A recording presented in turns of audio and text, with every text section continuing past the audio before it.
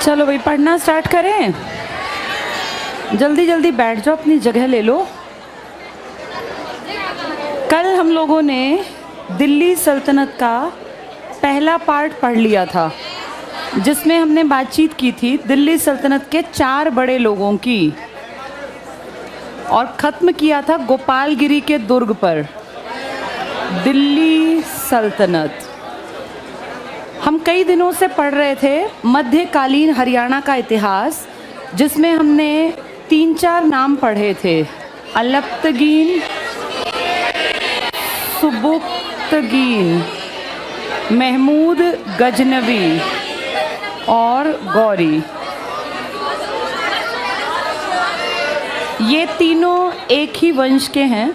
इनमें सबसे पहले अलप्तगीन, जिसको आपसे कोई मतलब नहीं, जिसने आपकी तरफ कभी सोचा ही नहीं कि मुझे आना है, अपना एक इंडिपेंडेंट स्वतंत्र शासक बना 962 में। 977 के बाद इनकी थोड़ी सी नज़र इंडिया की तरफ आई, और जयपाल के टाइम में सुबुक्तगीन, लेकिन ये कोई बहुत सफल नहीं था आदमी।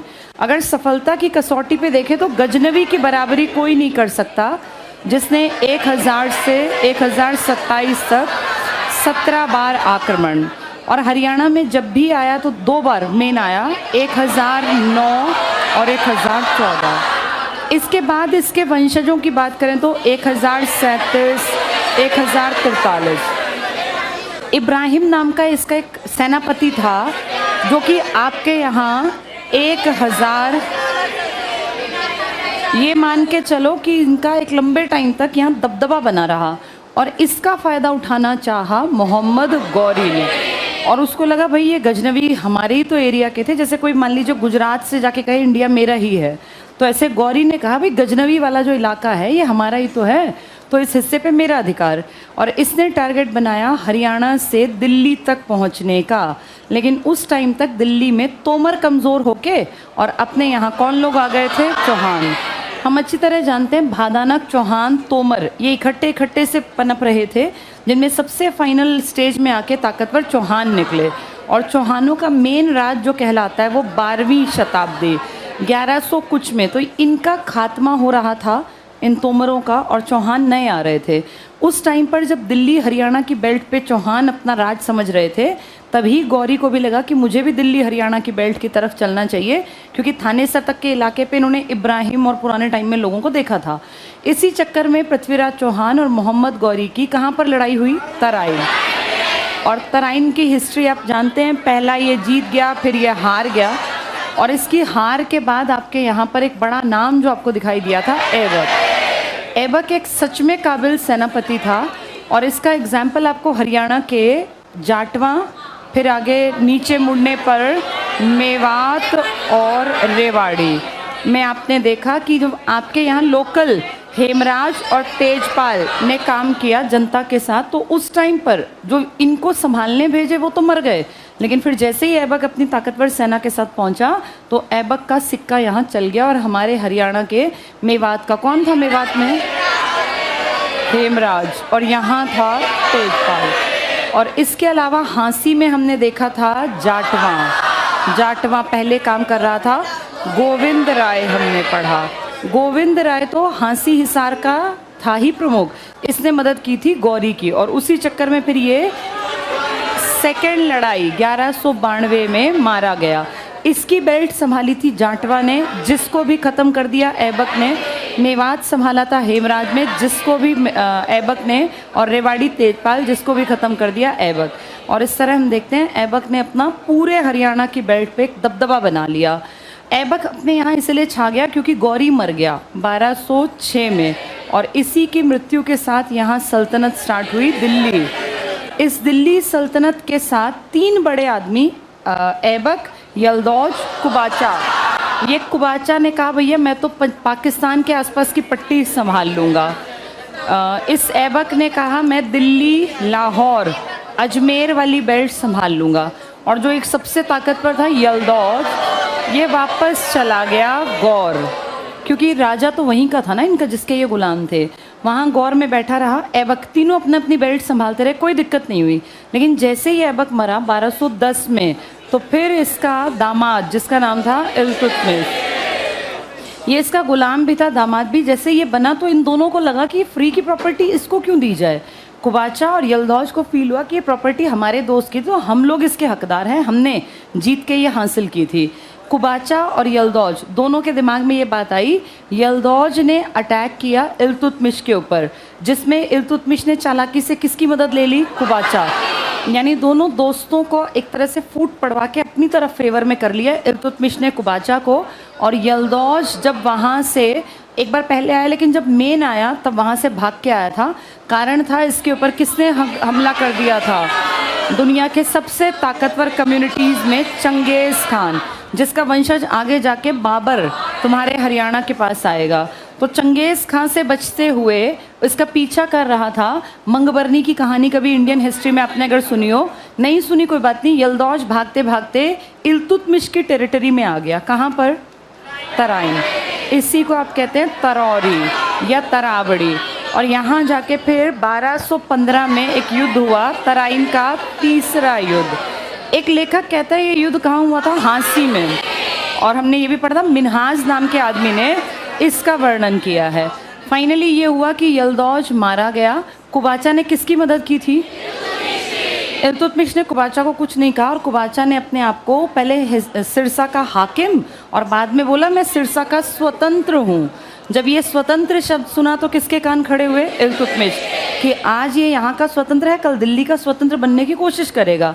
इसने अपनी सेना भेज के कुबाचा को हरवा दिया, और कुबाचा ने हार के बाद बेइज्जती मानी और आत्महत्या कर ली। इल्तुतमिश अकेला रह गया। तो पहले ऐबक अपने आप मर गया, कुबाचा ने आत्महत्या कर ली, यल्दौज मरवा दिया। इस तरह अकेला मालिक कौन बन गया? इल्तुतमिश। इल्तुतमिश के बाद रज़िया सुल्तान, जिसका कि मर्डर हरियाणा के कैथल में हुआ। इसके बाद नासिरुद्दीन महमूद, जो आगे जाके फिर बड़े सल्तनत काल का सुल्तान बनेगा। और फाइनली बलबन। बलबन जिसने 20 साल तक 1246 से 1265 तक बहुत बड़े एरिया को संभाला। और हाँसी का इक्ता यही, यानी हाँसी से जो टैक्स आता था सारा यही इकट्ठा करता था। उस टाइम के सबसे बड़े इक्ताओं में हाँसी का भी नाम आता था। आपका हाँसी एक बहुत सुंदर शहर था, ऐसा किताबें लिखती हैं। हाँसी की इम्पोर्टेंस थी, सिरसा की इम्पोर्टेंस थी। बलबन ने हाँसी का जब ये इक्तादार था, यहाँ से टैक्स कलेक्ट करके कहाँ ले जाता होगा? हमने कल बात की थी इस पर। किसने हमला किया? मेवात के जंगलों से निकल के आए। क्या नाम था उस आदमी का? मलखा और उसकी सेना, जो जंगल में ही रहते थे ज़्यादातर। तो जैसे ही ये हेड बना, इसने सबसे पहला काम किया, मेवात के जंगल कटवा दिए और एक दुर्ग बनवा लिया, गोपालगिरी, जहाँ कल हमने लास्ट पॉइंट पढ़ा था, दिल्ली गुड़गांव की सीमा पर, ताकि यहाँ हथियार और फौज तैयार रखी जाए, जैसे ही ज़रूरत पड़े किस पे अटैक कर दे? मेवात। जंगल कट गए, अब ये भागने के लायक नहीं रहे, इसीलिए फाइनली मेवात का मलखा सिंह इसने हाथी के पैरों के तले कुचलवा के और ये एरिया पूरा अपने नाम कर लिया। आज अगला टॉपिक शुरू करें, ये कल तक का था। आज हम बातचीत करेंगे नया वंश, ग ख त स ल म। आज हम खिलजी शुरू कर रहे हैं, और खिलजी का ज़्यादा कोई बहुत बड़ा काम नहीं है, ध्यान से सुन लो, आसान दिखेगा। 2 आदमी आए तो 4 थे, पर तुम्हारे हरियाणा में 2 काम के हैं। सबसे पहला आदमी था जलालुद्दीन फिरोज़ खिलजी। इस खिलजी ने 6 साल राज किया, 1290 से 96। इसने हरियाणा पे ज़्यादा कोई असर नहीं डाला, और जैसा हरियाणा पहले था भाई खाता पीता इलाका था, हाँसी बहुत बड़ा इकता था, ऐसे कैसे चलता रहा। खिलजी ने बहुत ज़्यादा इंटरेस्ट नहीं लिया, क्योंकि एक तो इनकी एज ज़्यादा थी, उतना घूमना फिरना लड़ाई झगड़े करना पॉसिबल नहीं था। लेकिन जब इसका भतीजा अलाउद्दीन गद्दी पर बैठा, तो अलाउद्दीन एक बहुत समझदार प्लान्ड तरीके से काम करने वाला आदमी था। और जैसे ये तो लक बाय चांस जलालुद्दीन का सिक्का चल गया 6 साल, अदरवाइज इतना काबिल था नहीं जलालुद्दीन। अलाउद्दीन काबिल आदमी था।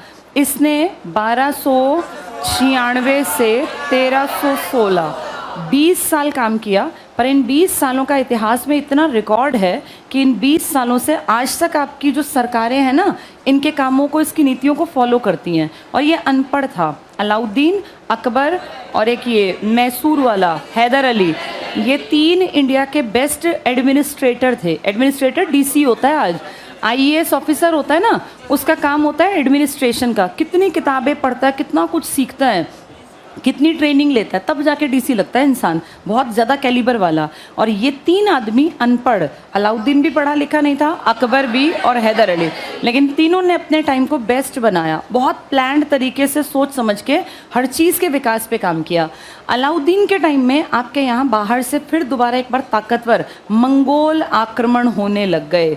तो मंगोल आक्रमणों से बचने के लिए इस अलाउद्दीन ने, जब ये हरियाणा की बेल्ट पे आए मंगोल, क्योंकि पंजाब हरियाणा का हिस्सा बहुत उपजाऊ था, यहाँ आते धन लूट के ले जाते, तो 1305 में, देखो इसका टाइम पीरियड का बीच का हिस्सा था, मंगोलों ने जब हांसी की बेल्ट पे अटैक किया, क्योंकि ये अमीर इलाका था, तो उस टाइम अलाउद्दीन का एक हिंदू हेड था, जनरल था, जिसका नाम था बहादुर सिंह।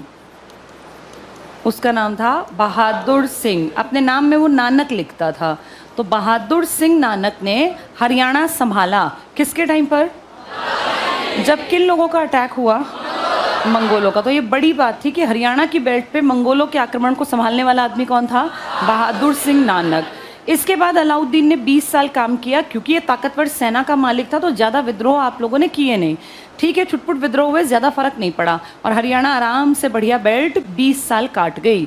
इसके बाद अलाउद्दीन जैसे ही मरा 1316 से 1320 में, इसके वंशज कमज़ोर थे, तो एक कहते हैं कि हिंदू ने ही अपना धर्म बदला और वो दिखावटी मुसलमान बन गया।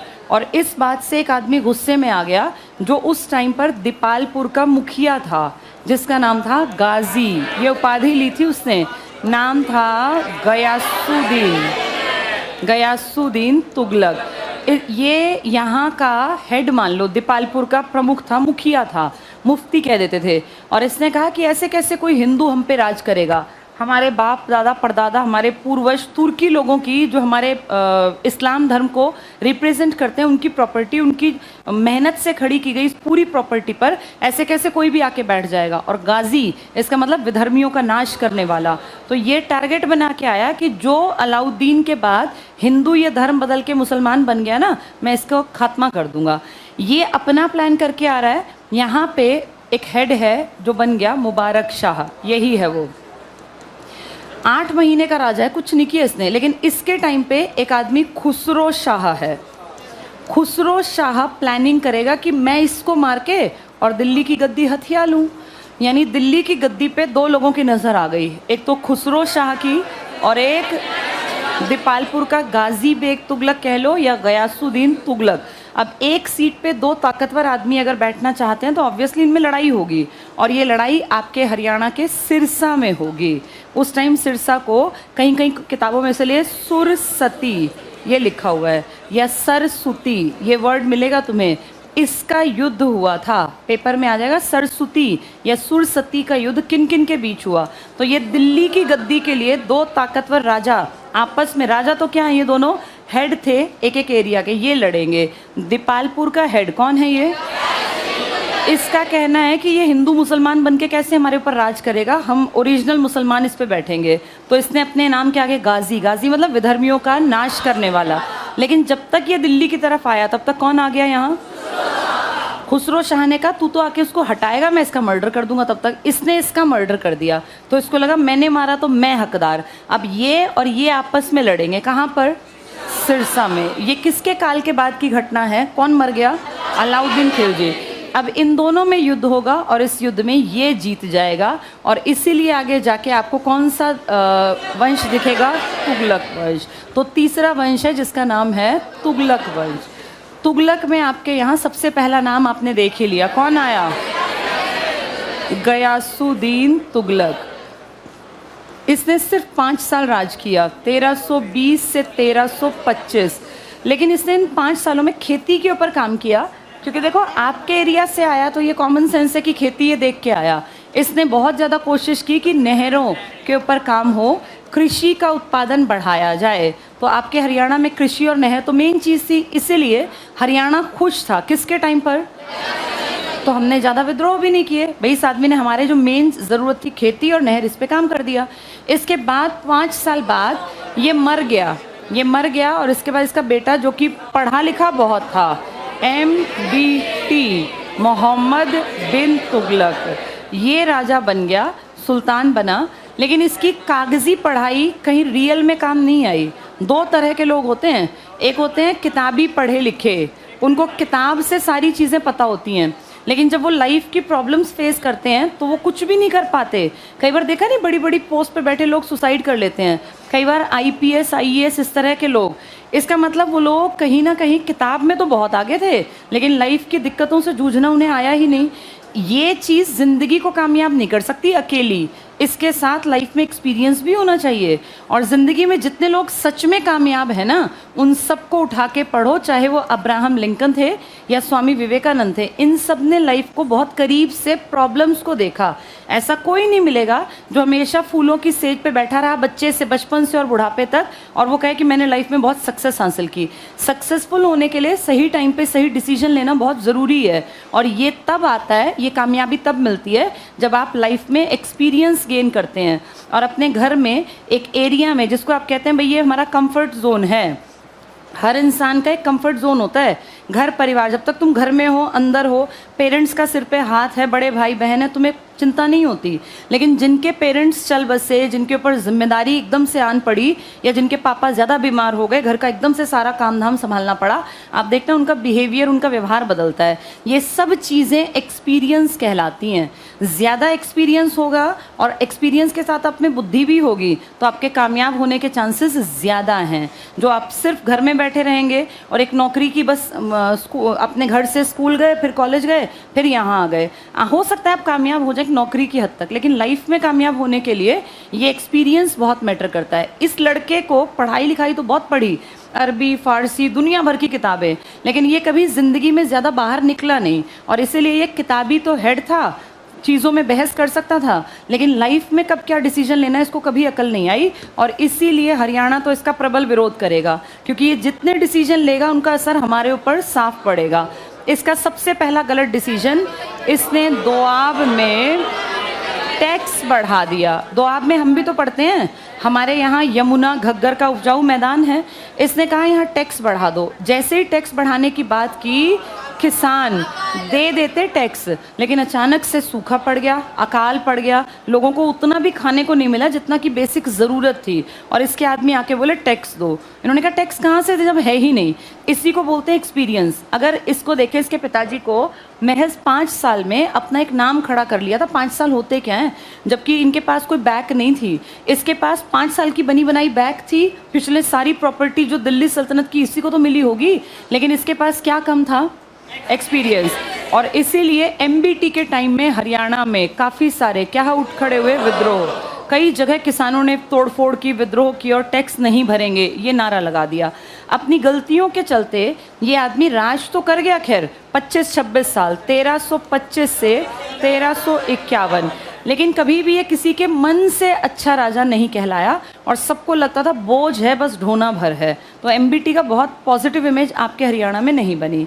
इसके बाद अगला आया, नाम था फिरोज शाह तुगलक। फिरोज शाह तुगलक की किस्मत, एक तो बना बनाया सारी राज प्रॉपर्टी हाथ में आ गई। ये एमबीटी के चाचा का बेटा था, लेकिन जब इसको चीज़ें मिली ना, तब तक ये मान लो कि लोग इनके वंश के प्रति नेगेटिव थे, तो इसको काम करना पड़ेगा। इसने हरियाणा के लिए कुछ अच्छे काम किए, जिसमें हरियाणा में इसने शहर बसा दिए और हरियाणा में नहर निकाल दी। हमें और क्या चाहिए था, हम कृषि प्रधान थे, हमें चाहिए था नहर का पानी हमारे खेतों तक आए ताकि हमारी खेती बढ़ सके। शहर के नाम पे आप जानते हैं, जैसे ये सुल्तान बना, इसने फतेहाबाद और हिसार ए फिरोज़ा, यही तो नाम रखा था इसने अपने इस एरिया का। फतेह सिंह, तुगलक सिंह तो हमने बाद में कर दिया था, फतेह इसने अपने बेटे का नाम कि भाई जीत के आया था। जैसे ही ये राजा बना, 1351 की घटना है, इसके खिलाफ विद्रोह शुरू हुआ, ये वहाँ गया, विद्रोह को दबा दिया, वापस आया। तो खुशी खुशी में जब ये यहाँ पे था, यहीं पे खबर मिली कि आपके घर बेटे का जन्म हुआ, तो इसने कहा हम फतेह करके आए हैं, तो हमारे बेटे का नाम क्या रखा जाए, फतेह। और वहाँ से इसने, जहाँ ये रुका था, इसका टेंट लगा था, यहाँ कह दिया शहर बसेगा और नाम क्या रखा जाएगा, फतेहाबाद। तो ये बहुत स्टार्टिंग की घटना है, राजा बनते इसका पहला काम ये था। हिसार ए फिरोज़ा, फिरोज़ा फारसी भाषा का शब्द है, ये लोग अरबी फारसी ही तो बोलते होंगे ना, फिर उससे उर्दू निकलेगी आगे जाके। तो फिरोज़ा, फ से किस भाषा का शब्द है? इसका मतलब होता है किला, फोर्ट या किला। अंग्रेज़ी में फोर्ट, हिंदी में किला। तो हिसार ए मतलब किला, हिसार का किला। तो ये हिसार ए फिरोज़ा, आज जिसको आप सिर्फ हिसार के नाम से जानते हैं, ये इसने 1354 में बनाया। इस फतेहाबाद में इसने बहुत पुराने टाइम में एक हवेली बनवा दी, अपना किला बनवा दिया, जिसे कहते हैं हरियाणा में सबसे पुरानी हवेली किसकी है? किसने बनवाई थी ये? फिरोज शाह तुगलक। फिर हिसार में आप सब जानते हो इसने गुजरी महल और एक मस्जिद थी ना, वो लाट की मस्जिद। हम ये भी जानते हैं ये लाट के 2 पार्ट बने थे अलग अलग, अशोक की थी, एक आगे जाके हुमायूं के टाइम में आपको दिखेगा। तो ये सारी खास बातें किसके टाइम की देन है? ये फिरोज शाह। तो फिरोज शाह ने आपके यहाँ सिरसा के पास एक छोटा सा शहर गांव था हरनी खेड़ा, वो भी बसवाया था। हरनी खेड़ा, अगर बड़े शहरों में नाम लेंगे तो इनका लेंगे, हिसार ए फिरोज़ा और फतेहाबाद और हरनी खेड़ा। इसके अलावा दिल्ली में, यूपी में इससे कई शहर बसाए, और इसके ज़्यादातर शहरों में ना आपको फ़िरोज़ या फ़तेह या इस टाइप की चीज़ें, जैसे फतेहाबाद ऐसे दिखेंगे। तो इसने आपके एरिया में कई अच्छे काम किए, लेकिन एक गलती ये भी कर गया, धर्म के नाम पे इसने गलती कर दी, और इसने हरियाणा के सोनीपत के गोहाना, जो किस में पड़ेगा? सोनीपत, यहाँ के हिंदू मंदिर जलवा दिए, और यहाँ के कई बड़े शिव मंदिर इसने तुड़वा दिए, जो गलत किया। और कहते हैं यहाँ रखी जितनी हमारी महाभारत और पुराण और ये सब थी ना धार्मिक पुस्तकें, इनको इसने जलवा दिया। इस बात से लोग इससे चिढ़ने लग गए थे। तो हरियाणा के गोहाना में किसके खिलाफ बड़ा विद्रोह हुआ? फिरोज शाह तुगलक। एमबीटी के लिए भी विद्रोह हुआ था, वो खेती करने वाले किसानों ने किया था कैथल के आसपास। इसके लिए जो विद्रोह हुआ वो धार्मिक कारण से हुआ। बाकी इसके अच्छे कामों में नहर का जब जिक्र कर रहे हैं तो पश्चिमी यमुना नहर पर भी इसने काम करवाया था, यानी नहरों का राजा या शाह ए नहर, शाह ए नहर और शाह ए शहर। शाह का मतलब राजा, तो नहरें बनवाने में और शहर बसाने में नंबर 1 राजा कौन था? फिरोज शाह तुगलक। पहले तुगलक तक पढ़ लेते हैं, फिर आगे बढ़ेंगे। कल हम लोगों ने पेज नंबर 38 देखो, और गोपालगिरी का दुर्ग पढ़ा था लास्ट 38 पेज पर लास्ट पढ़ा था। यहाँ तुमने मलखा लिखा होगा, मेवनेता मलखा। 38 पेज पर सेकेंड हाफ में ऊपर से 6वां-7वां पॉइंट था, मलखा लिखवाया था मैंने। किसने हाथी के पैरों तले कुचलवाया? बलबन। बलबन को क्या दिक्कत थी इन लोगों से? इन्होंने इसके इस पे जो इसका ये टैक्स लेके जा रहा था ना, इसके पूरे एरिया पे हमला कर दिया था। किन लोगों ने? मेवात के, मेव जाति के लोगों ने। चलो अगला पॉइंट देखो। बलबन के बाद दिल्ली सल्तनत पर खिलजी वंश का शासन स्थापित हुआ। 1290 में जलालुद्दीन खिलजी दिल्ली का सुल्तान बना। उससे पहले ये कैथल का मुक्ति था, लिख लो यहाँ। जैसे ये ना जो राजा के अंडर काम करते हैं यही राजा को मारते हैं किसी कारण से। कैथल का मुक्ति, मुक्ति मतलब ये मान लो जैसे टैक्स कलेक्शन का काम, लोगों को कंट्रोल करने का काम, ऐसा काम, मुक्ति। कैथल का मुक्ति कौन था? ये जलालुद्दीन खिलजी, जो आगे जाके फिर अपना वंश चला देगा। तो कैथल का मुक्ति। अगला पॉइंट टिक करना, मोहम्मद बिन तुगलक। ये थोड़ा मिक्सचर है सारों का। मोहम्मद बिन तुगलक की नीतियाँ, MBT लिख लो यहाँ। ये वही पढ़ा लिखा मूर्ख है, रक्त पिपासु है, जो किताब तो पढ़ाया पर काम करना नहीं सीख के आया। तो मोहम्मद बिन तुगलक की नीतियों से असंतुष्ट होकर, पढ़ लो बस, हरियाणा में गुहराम, कैथल, सुनाम, समाना आदि जगहों पर अंडरलाइन करना, किसानों ने राजस्व देना बंद कर दिया। किसान गुस्से में आ गए कि ये कैसा पागल राजा है, इसको अकल भी नहीं है कि यहाँ कर वृद्धि तब कर रहा है जब हम वैसे ही दुखी हैं अपने यहाँ। नेक्स्ट पढ़ना, कैथल का पहला विद्रोह, ये MBT के टाइम किसानों ने किया। यहाँ लिख लो MBT, फिर तुम्हें याद रहेगा। अपने हाथ से MBT लिख लो। कैथल का ही मुफ्ती था कौन? जलालुद्दीन खिलजी, जो आगे जाके अलाउद्दीन, फिर उसके बाद फिर ये उसके अगला पॉइंट बता रहे हैं, अगला पार्ट। ये टिक करो आगे। तो कैथल का पहला विद्रोह MBT के टाइम में मोहम्मद बिन तुगलक के शासनकाल में किसानों ने। फिरोज शाह तुगलक टिक कर लो। फतेह खां के नाम पर फतेहाबाद 1351 लिख लो, और हिसार 1354 लिख लो। हिसार ए फिरोजा पूरा नाम, फिरोजा का मतलब किला, कौन सी भाषा का शब्द है? फारसी, फारसी।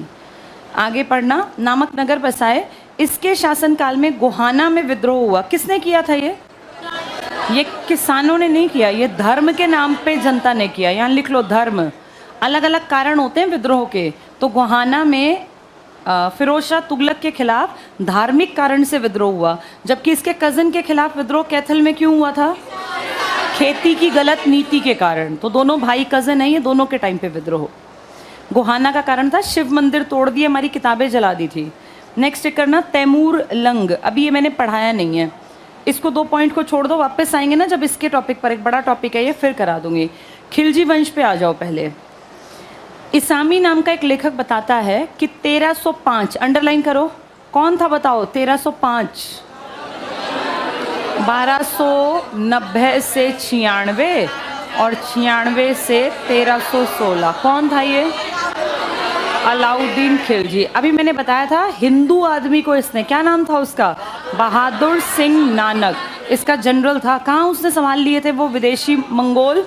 सिरसा और हांसी के बीच में, फतेहाबाद की बेल्ट पे। ये टिक करो। इसामी बताता है कि वर्ष 1305 में मंगोलों ने, इंपॉर्टेंट है, मंगोल आक्रमण पूछ लेते हैं एग्जाम में बहुत बार, ने अलाउद्दीन खिलजी के राज्यकाल में, इसका राज्यकाल 1296 से 1316, हरियाणा पर आक्रमण कर दिया। तो मंगोलों ने हरियाणा पर किसके टाइम पे आक्रमण किया? अलाउद्दीन खिलजी। अलाउद्दीन का एक चहेता हिंदू जनरल था, नाम पूरा लिख लो, बहादुर सिंह, क्या पता नानक दे ही ना, बहादुर सिंह। आगे पढ़ना, बहुत ही प्रसिद्ध सेना नायक था, मंगोलों को हांसी और सिरसा के बीच रोका। तो मंगोल आक्रमण हरियाणा में किसके समय काल में हुआ? अलाउद्दीन खिलजी, जिसका एक खास आदमी था, हिंदू था, नाम था बहादुर सिंह नानक। किस बेल्ट पर आए ये मंगोल? हांसी और सिरसा के बीच के हिस्से पर इसने इनको रोका। तो उस टाइम फतेहाबाद के आसपास का इलाका, पर फतेहाबाद तो आगे जाके बसा था ना, फतेह सिंह तो आगे जाके आएगा, ये तो खिलजी चल रहे हैं, इसलिए उसके बीच का हिस्सा लिख देते हैं। आगे पढ़ना, अलाउद्दीन के शासनकाल में लिखा है, इसके लिखो के बाद, अलाउद्दीन के मरने के बाद की कहानी है, दीपालपुर में विद्रोह के बाद। तो अलाउद्दीन के शासनकाल के बाद दीपालपुर के हाकिम, ये जैसे आज नहीं होते तहसीलदार, पटवारी, डीसी, ऐसी पोस्ट थी ये।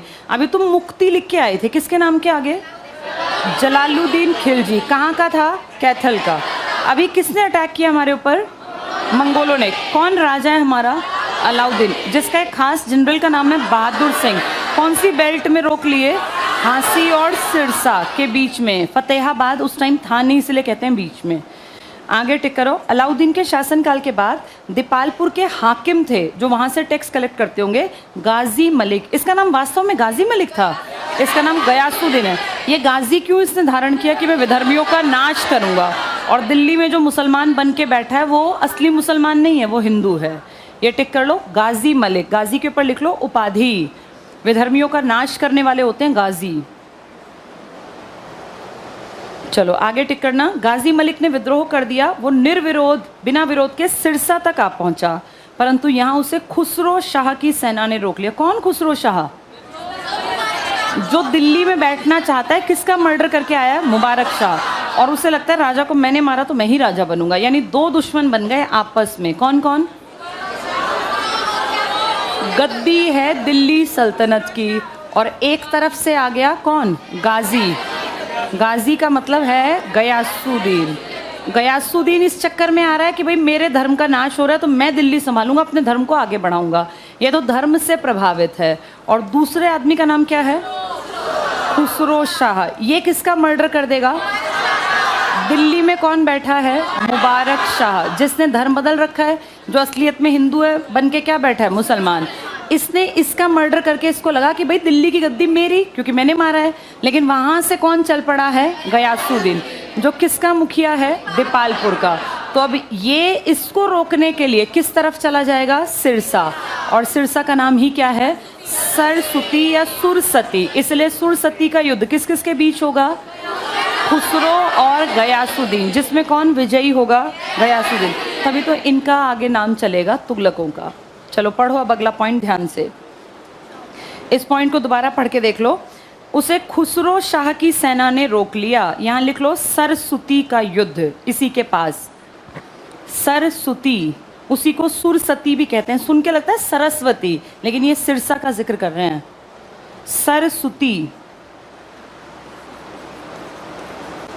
सरस्वती का युद्ध इंपॉर्टेंट लिख लेना यहाँ। ये छोटे युद्ध आते हैं, बड़े युद्ध कमाते हैं, क्योंकि बड़े सपने रट रखे हैं। कितनी बार देंगे, पानीपत का युद्ध दे दिया उन्होंने, तराइन का युद्ध कई बार आ चुका। अब ये छोटे युद्ध पे फोकस रखेंगे ताकि बच्चा पढ़ा हो तो पता चले, वरना पकड़ा जाए। सरस्वती का युद्ध किस किस के बीच में है ये? खुसरो शाह और गयासुद्दीन या गाजी बेग तुगलक। अगला पॉइंट देखो, गाजी मलिक, इसी का नाम है ये, गाजी वाले का ही। और खिलजी सेना, खिलजी सेना तो किसका मर्डर करके आया ये आदमी? मुबारक शाह का। किसने मर्डर किया ये? खुसरो शाह। ये हैं ये गाजी मलिक और खिलजी सेना। यहाँ बेशक इसका नाम लिख लो, खिलजी सेना का जो मुखिया है, क्या नाम लिखोगे? खुसरो शाह लिख लो, खुसरो शाह। गाजी ही गयासुद्दीन है, गाजी मलिक की उपाधि ली थी गयासुद्दीन तुगलक ने। तो पढ़ो आगे, गाजी मलिक और खिलजी सेना के बीच हुए इस युद्ध में खिलजी सेना के कई अधिकारी मारे गए, जिसमें कुतलुग खां और खाने खाना भी शामिल थे। यानी किसका नुकसान हुआ इसमें? खिलजियों का। कौन आगे बढ़ गए? तुगलक।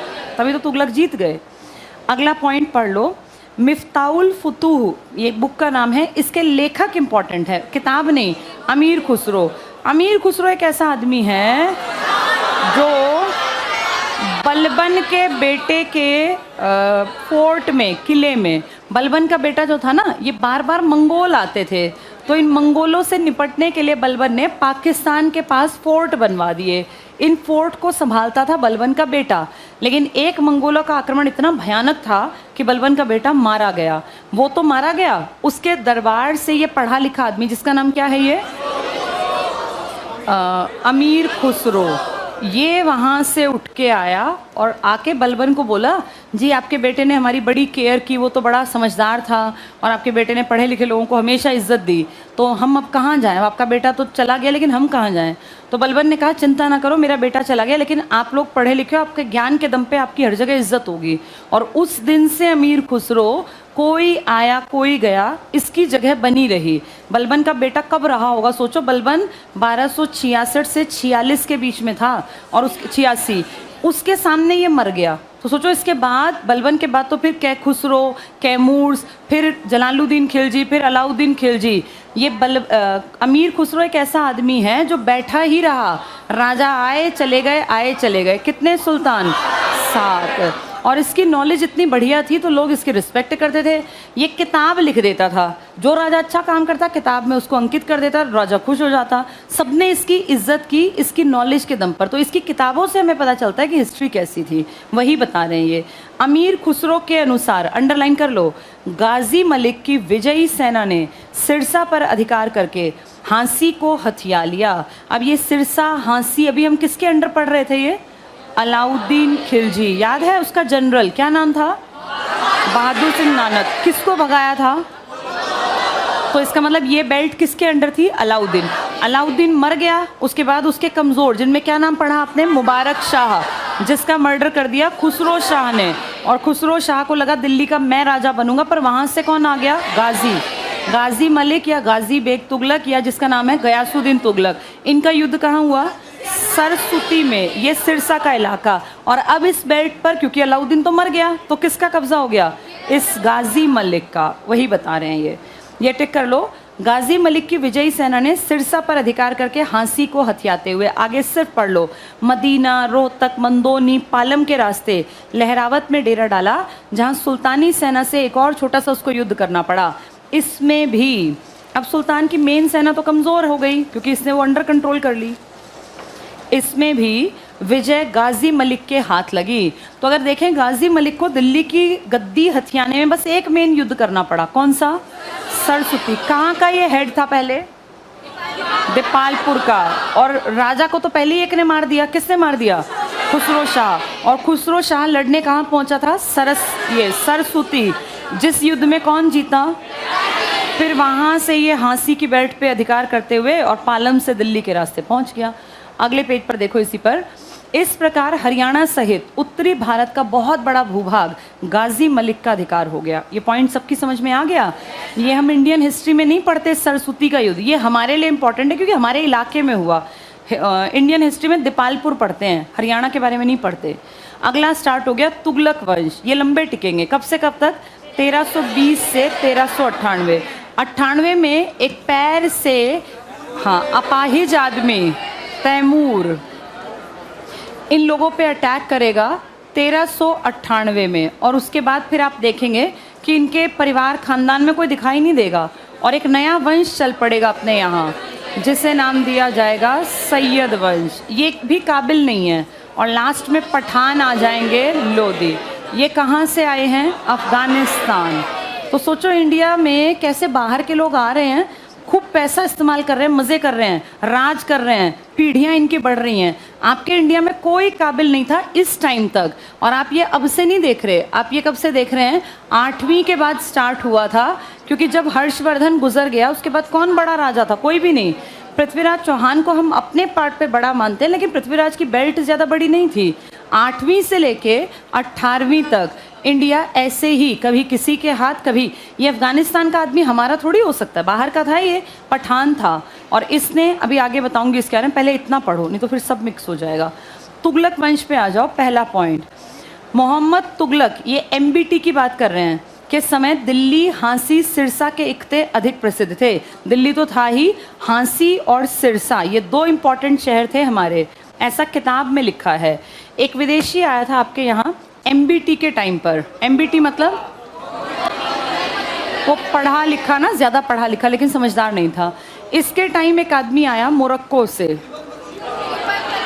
जिसका नाम था इब्न बतूता। और ख़ासियत ये है कि इब्न बतूता ने एक किताब लिखी, रेहला, जिसमें इसने लिखा है इस किताब में कि हमारे हरियाणा का जिक्र किया और कहा कि इस पट्टी में, दिल्ली से लगती इस पट्टी में 2 शहर बहुत इंपॉर्टेंट हैं, एक सिरसा और एक हांसी। कहते हैं हांसी तो बहुत ज़्यादा घना बसा था। घना बसा एरिया कौन सा होता है? जहाँ प्रोडक्शन कम होगा या ज़्यादा? भाई जहाँ रिच होगा कल्चर, वहीं तो लोग आके बसेंगे। और सिरसा के लिए अजीब बात है, लेकिन लिखा हुआ है कि यहाँ पे चावल का प्रोडक्शन बहुत था। अगर आज हम देखें तो चावल तो इस बेल्ट में है ही नहीं। चावल तो हमारी बेल्ट ये है ना, के वाली। इस तरफ सबसे ज़्यादा क्या पैदा होता है? गेहूँ सबसे ज़्यादा। लेकिन ये अजीब बात है और अलग पॉइंट है कि इब्न बतूता ने अपनी किताब में आपके हरियाणा के सिरसा का जिक्र किया और कहा कि यहाँ एक बहुत अलग किस्म का चावल होता है, जिसको उसने नाम दिया लाल चावल। और वो लिखता है कि जब मैं दिल्ली के राजा के, दिल्ली के सुल्तान के महल में रहा, MBT के महल में, तो मैंने देखा कि दिल्ली के शाही खानदान में सिरसा से ये आने वाला चावल ये बहुत ज़्यादा खाया जाता है। यानी राजा की फैमिली, मोहम्मद बिन तुगलक की फैमिली में, जैसे ये मुसलमान जो इलाके से आए लोग थे, इस्लाम धर्म को मानने वाले, ये बिरयानी और चावल तो खाते ही थे। तो ये कहते हैं कि चावल यहाँ से जाता था। कहाँ से? हरियाणा के। ऐसा हमें अपनी किताबों में नहीं लिखा मिला। किस किताब में मिला? रेहला किसने लिखी है? जो कहाँ से आया था और किसके टाइम में आया था? तो इसने आपके 2 शहरों का नाम लिया। हम ये जानते हैं ये शहर थे, हम ये नहीं कह रहे कि ये शहर थे ये शहर इंपॉर्टेंट भी थे। हांसी के ही तो इकता थे कितने सारे लोग जो पैसा कलेक्ट, चाहे बलबन था या आगे जाके। लेकिन सिरसा से चावल का जिक्र और हांसी घना बसा, ये तो मान लिया ठीक होगा, पर ये वाली बात कहीं और हमने पढ़ी नहीं है। लेकिन इब्न बतूता के अनुसार हरियाणा से के सिरसा से जाने वाले चावल का शाही खानदान इस्तेमाल करता था। हो सकता है कोई स्पेशल तरह का चावल यहाँ उगाते भी हों। चलो पढ़ेंगे अब आगे। कहाँ पहुँचे हम? तुगलक में ना, पहला पॉइंट पढ़ रहे। तो मोहम्मद तुगलक के समय दिल्ली, हांसी और सिरसा के इक्ते प्रसिद्ध थे। और इनके टाइम में ही कौन सी किताब लिखी गई होगी?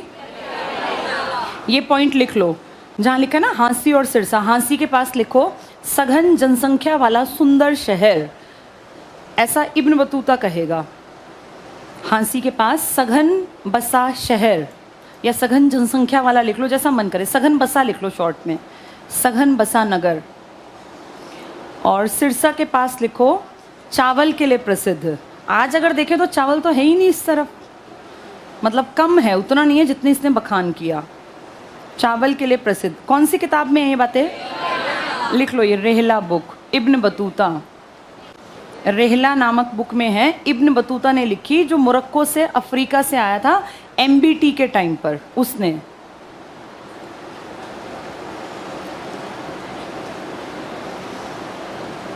पॉइंट समझ में आ गया ये?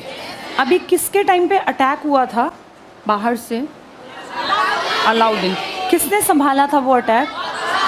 अपने यहाँ के बहादुर सिंह नानक ने। कौन से धर्म का था ये? हिंदू धर्म का। अब आप पढ़ रहे हो, इसी बेल्ट की बात की थी उसने भी, सिरसा और हांसी के बीच में। अब अगली पीढ़ी में एमबीटी के टाइम विदेशी लिखता है कि हरियाणा के 2 शहर बड़े काम के थे, एक हांसी और एक सिरसा। हांसी घना बसा था और सिरसा लाल चावल के लिए प्रसिद्ध था। चलो आगे पढ़ेंगे। कहाँ पे लिखा है?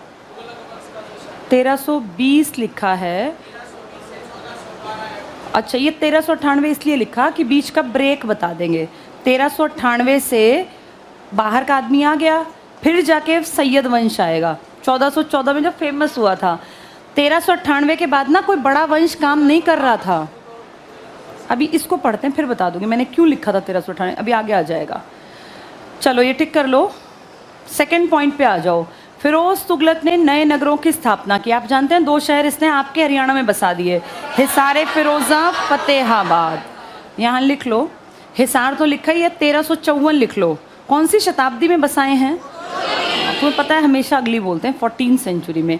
हरनी खेड़ा, ये कुछ और लिखा है ना, इसको ह बना लो, ह बना लो, हरनी खेड़ा लिख लो। सिरसा इसमें है, ये इस इलाके में, हरनी खेड़ा, ये भी इसी ने बसाया था, हिसार के पास। फिरोज़ाबाद दिल्ली में, फतेहाबाद हरियाणा में, 1351 लिख लो। फतेहाबाद के पास 1351, हिसार के पास 1354। और दिल्ली में फिरोज़ाबाद में तो वो फिरोजशाह कोटला का जो मैदान है, वो किला इसी का तो बनवाया हुआ है। जौनपुर यूपी में था, फिरोजपुर भी यूपी में। ठीक है, अगला पॉइंट छोड़ दो, नहीं पूछेंगे, इससे अगला टिक करना। हरियाणा में गुहाने लिखा है, इसको गोहाना है, हम जानते हैं। गोहाना, सोनीपत के मंदिरों को फिरोजशाह तुगलक ने तुड़वाया। ये इसकी धर्मांधता की बेवकूफ़ी भरी कहानी, जिस कारण विद्रोह हुए, नहीं तो हमने विद्रोह नहीं किए थे। फिरोजशाह तुगलक, यहाँ लिख लो धर्मांध, जहाँ लिखा है मंदिर तुड़वाए, यहाँ लिख लो धर्मांध। और हमारी किताबें जलवा दी थी इसने, जो पौराणिक और इस तरह की किताबें थी। अगला पॉइंट पढ़ना। फिरोजशाह तुगलक ने फतेहाबाद, फतेहाबाद कौन से ईयर में? 1351 लिख लो यहाँ, 1351 को अपने पुत्र फतेह खान की याद में बनवाया। गुजरी महल हिसार में बनवाया। फिरोजशाह तुगलक ने जौनपुर की स्थापना की, यूपी लिख लो यहाँ, जौनपुर यूपी में। भारत का सिराज कहते हैं, सिराज मतलब सिर पे रखने योग्य, तो भारत का सिराज जौनपुर कहलाता है। यहाँ बाद में शर्की राजा आएंगे, आपको इंडियन हिस्ट्री में पढ़ाया गया होगा।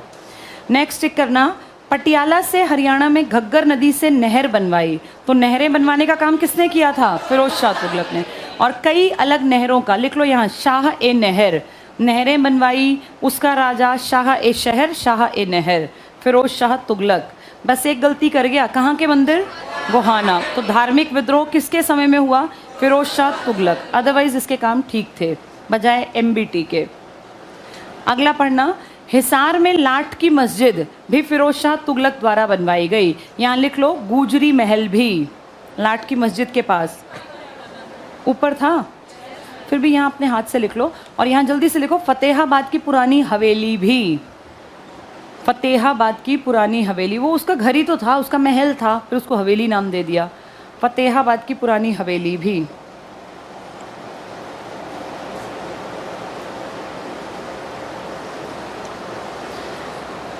ठीक है, अब मैं अगली कहानी सुना देती हूँ, पढ़ कर लेंगे।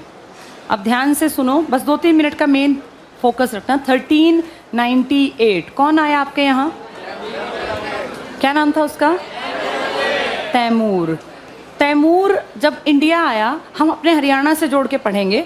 हरियाणा में इसकी एंट्री हुई राजस्थान की तरफ से। राजस्थान का एक ज़िला पड़ता है हनुमानगढ़। यहाँ से हनुमानगढ़ से होते हुए ये हरियाणा की तरफ एंटर कर गया। और आप जानते हैं एक नदी है ये घग्गर, जिसको यहाँ कहते हैं हाकड़ा। हाकड़ा संस्कृति भी थी ना, सीसवाल वाली बताई थी मैंने। तो ये राजस्थान की तरफ से हनुमानगढ़, जो कि बिल्कुल टच है हरियाणा के साथ बॉर्डर, यहाँ से होते हुए घग्गर नदी को क्रॉस करता करता इसके सहारे सिरसा से हरियाणा में आया। और सिरसा के आगे फिर फतेहाबाद के आगे टोहाना उसी की बेल्ट में, फिर आगे होता हुआ कैथल की तरफ, फिर करनाल और फिर नीचे पानीपत से फिर ये सोनीपत और दिल्ली निकल गया। कहते हैं ये हरियाणा में इतना रिच इलाका था हरियाणा कि इसका टारगेट सीधे दिल्ली नहीं था, ये रास्ते में भी लूटता हुआ गाँव को जलाता हुआ जाएगा। तो लगभग आपके हरियाणा में ये 1 महीने पूरी बेल्ट में ये रहा, जिस बीच में जैसे कहीं अटैक किया, लोगों को डराया और गांव जला दिए, लूटपाट की। इसका टारगेट तो दिल्ली ही जाना था, लेकिन दिल्ली के रास्ते में ये 1 महीना लगभग कहाँ काट के गया? हरियाणा में। 1398 में आया और आपके यहाँ से फिर सोचो घग्गर नदी से एंटर करके और फिर ये यमुना की बेल्ट में, पानीपत से यमुना की बेल्ट पकड़ी इसने और फिर ये टारगेट बना के कहाँ पहुँचा? दिल्ली। और दिल्ली में क्योंकि उस टाइम कमज़ोर सल्तनत के राजा थे नासिरुद्दीन, जो कोई ख़ास काबिल नहीं था, इसने उसको मार दिया, उसके बेटों को मार दिया, उसका सारा पैसा लूट लिया और फिर वहाँ से वो उत्तराखंड की तरफ आगे निकल गया। फिर वहाँ उसने हिमाचल और उत्तराखंड में लूटपाट मचाई और फिर वापस भाग गया। तो आपके हरियाणा की बेल्ट में भी बीच में कितने महीने के लिए आया था ये? 1 महीना। इसके बाद इंडिया में कोई ताकतवर दिखाई नहीं, ये अपने जाते जाते इस पूरी बेल्ट में कह गया कि अब राज चलेगा किन लोगों का? सैयद। ये सैयद थे कमज़ोर, ग ख त स लिखते हो ना, स मतलब सैयद। ये इतने कमज़ोर थे कि इन्होंने हरियाणा से, दिल्ली से टैक्स लेके यूपी से, और वहाँ अपने देश में बैठे हुए इस आदमी तैमूर, और जब ये मर गया तो इसके जो वंशज थे उनको भिजवाया, जबकि उनका कोई बड़ा नाम भी नहीं था कि इस यहाँ से टैक्स जाए। जनता यहाँ कमा रही है और इकट्ठा करके पैसा कहाँ भेजा जा रहा है? तैमूर के देश में, ट्रांसआक्सियान के इलाके के आसपास फ्री में हमारे यहाँ से टैक्स जा रहा है, क्योंकि आपके इंडिया में कोई संभालने वाला नहीं था। इसके बाद सैयद कुछ साल दिखाई देंगे और सैयद कुछ कर नहीं पाएंगे। फाइनली अफ़गानिस्तान की तरफ से आपके यहाँ ताकतवर बनके कौन उभरेंगे? लोदी। और लोदी जब यहाँ आएंगे तो देखेंगे कि हमसे पहले सारे तुर्की थे, क्योंकि देखो गुलाम वंश वाले तुर्की हैं भाई, तुर्कियों के तो वंशज हैं सारे। फिर अलाउद्दीन खिलजी तुर्की है या मंगोल, मतलब मिक्सचर है ये आदिवासियों का। फिर तुगलक। तो लोदी सोचेंगे अब हमारे साथ कौन रहेगा, तो हम अपने देश से बुला लेते हैं। कहाँ से? अफ़गानिस्तान। सोचो पहले भी अफ़गानिस्तान से आपके ऊपर अटैक हुए थे, अब इनको खुलेआम कहा गया कि जिसको आना है आ जाओ, खूब उपजाऊ ज़मीन है यहाँ के, तुम्हें काम धंधे, मन मर्जी की ज़िंदगी, बढ़िया खाना पीना मिलेगा। पूरी भर के पूरी बैलगाड़ियाँ और पैदल ढेरों लोग अफ़गानिस्तान से आके कहाँ बस गए? इंडिया में, पूरे इंडिया में। हरियाणा तो बस एक पार्ट मान लीजिए इंडिया में। अब ये सोचो इंडिया में जो आज हमारी पीढ़ियां हैं ना, इसलिए कहते हैं कि इंडिया में अगर जीन्स को एग्जैक्टली देखने लग गए ना, तो हमारे यहाँ इंडिया के जीन्स में इतना मिक्सचर है, हमें खुद नहीं पता कि हम असली किस रेस को बिलोंग करते हैं। कितने लोग आके यहाँ बस गए अफ़गानिस्तान से, खानदान के खानदान, चाचा, ताऊ, मामा, उनके बीवी, बच्चे सब बस गए और फिर आगे इनकी पुश्तें चल पड़ी, वापस थोड़ी जाएंगे अब ये। उस टाइम के कितने लोग आज तक भी तो वंश चल रहे होंगे भाई, हम भी तो किसी के वंशज ही हैं हम सब लोग। ऐसे ये इतना मिक्सचर हो गया कि आपकी असली आइडेंटिटी का पता ही नहीं चला। इसलिए जो लोग ये कहते हैं ना कि ये सिर्फ इन लोगों का है इंडिया, इंडिया जो आया उसका बन गया। इसलिए ये शब्द आ गया सेक्युलर वाला कि भैया यहाँ सबको एडजस्ट करना पड़ेगा। इतनी मिक्सिंग हो रखी है यहाँ कि आप निकाल ही नहीं पाओगे कौन विदेशी और कौन आपका। 1000 साल तक बाहर के लोग आते रहे, बसते रहे, आते रहे, बसते रहे। तो इस कारण अब एग्जैक्टली ये पता करना नामुमकिन है कि यहाँ का था कौन ओरिजिनल। चलो अब ये पढ़ेंगे मंडे को सारा।